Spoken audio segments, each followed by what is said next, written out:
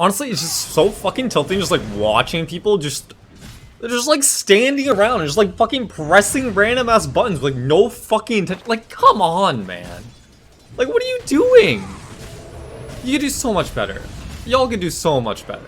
Hi folks, I'm Victor. I'm Immortal 6k MMR right now, around 2000 in North America. Today we're going to be talking about an advanced lane mechanic of harassment and what 99% of people are doing wrong and why they're just like randomly casting spells. The main point of harassment and the main point of the laning stage is to get gold and EXP. Gold and EXP you get for yourself, and the differential between the amount of gold and EXP you're getting and what the enemies get. For now, we're going to be looking at harassment, the different types, and how these contribute to the two goals of gold and EXP. I classify harassment into two categories. We have the hard commit type and the soft. The hard commit, this is the classic like CM jug. You just all in, you cast Frostbite into spin, then you have the slow on top 2, CM level 2. Use all your resources, you don't give a shit about the wave, you just go, and you kill the enemy from full to zero. You hard commit, the only goal is to kill the enemy hero, and how does that contribute to our gold of gold and EXP? Well, killing enemy hero gives you both gold and EXP, and importantly, while the enemy hero is dead, they can't be getting any gold and EXP of their own, other than just passive gold, right? They're not getting EXP from the creeps that are dying in lane, they're not getting last hits, so on and so forth. So very important. Not every lane you can do this, but that is like the ideal number one that you're doing in the laning stage. The second type of harassment is the soft harass, or the casual harass.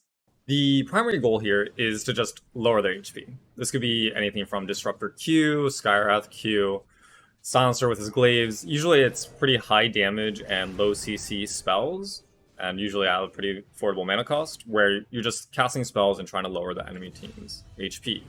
Now, what is the point of this? How does this contribute to getting gold and EXP? Well, first, it can set up for a kill, right? A lot of these combos, like the CM Jug, for example, there's a set amount of damage you do, and you can't do it if they have too much HP. So maybe you do some casual harass first in order to set up a scenario where you can kill them, and again, get all that gold and EXP. The second scenario is to zone them, because the enemy team presumably will be afraid that you are going to kill them, so if you get them low enough, they have to play back, and if they're zoned out of the EXP range, well, that's EXP that you guys are getting and the enemy team is not. And again, gold that the enemy team is not getting. So that's the gold differential that we're contributing to. The third is the other response you can expect if they have their HP lowered from you casting spells, and that's forced regen, or forced resources. This can look in different ways. Some heroes have built-in spells that give them back HP, whether it's Legion Commander's W, Juggernaut with Healing Ward, but that's a resource. That is mana they're using instead of securing last hits or going for kills, but they have to use to get their HP back up. The other resource that's much more common is just tangos and cells to regen up. And, well, those don't come from anywhere, right? Like, you start with a certain amount, usually when they come into lane, but if you harass them a lot, unless they want to risk dying, they're forced to spend their gold to get more of these health regen resources, which means less gold and less net worth for themselves.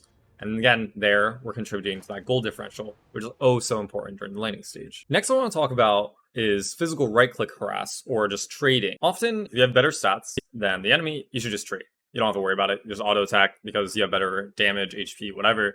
Just go for it. The interesting part is if you have worse stats, and then you have to create situations where you will actually be favorable in taking these trades. The easiest one is having a mismatch in attack frequency. This means using things like stuns, where they can't hit you while they're stunned, but you can get free hits in. The other could be if you're a ranged hero versus a melee hero, well, you can get auto-attacks in while they can't. So again, favorable trade because 0 damage versus whatever damage you're doing. The other one's if they're running away. Maybe if they have too low HP because we're doing the soft commit harass earlier, then you can get free auto attacks in.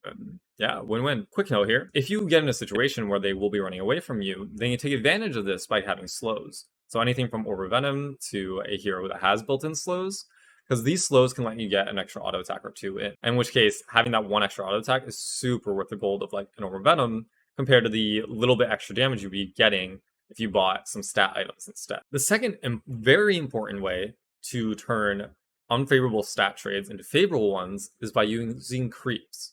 Now, we see this at high levels very often. You can see this in the replay analysis I did right over here, where you have to treat these little creeps. They're claymores. These little badasses have 21 damage, and if you compare that to a regular hero's damage, like 2 or 3 of them is very comparable to a support hero's harass.